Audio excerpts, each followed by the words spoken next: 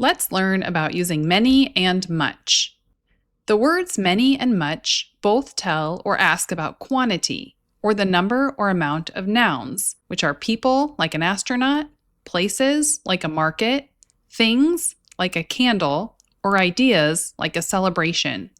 For example, you might say, how many eggs are in the recipe? And how much milk is in the recipe?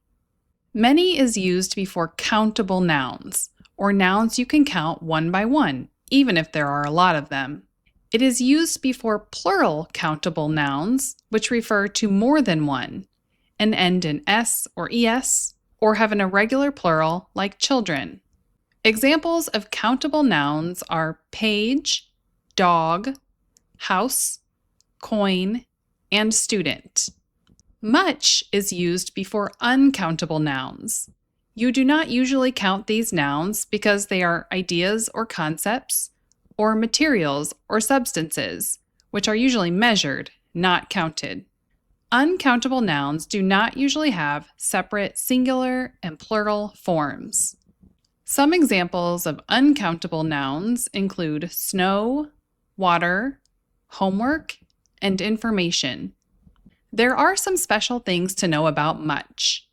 Much is usually used in negative sentences, like there is not much time, and questions, like did you get much rain? In positive sentences, much can be used after so, like I have so much ice cream, and too, like there is too much traffic. In positive sentences, instead of using much, you can also use a lot of, as in the cup holds a lot of water, and lots of, as in you have lots of gold. Some nouns can be both countable and uncountable, so the meaning of the sentence helps us decide which one it is. For example, the word room can be countable, as in the house has many rooms, and uncountable, as in there isn't much room in the box. More examples of nouns that can be countable and uncountable include hair, paper, light, pizza, and experience. Need a structured activity for practicing many and much?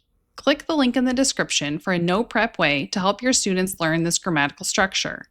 And like this video and subscribe to this channel for more speech therapy video lessons.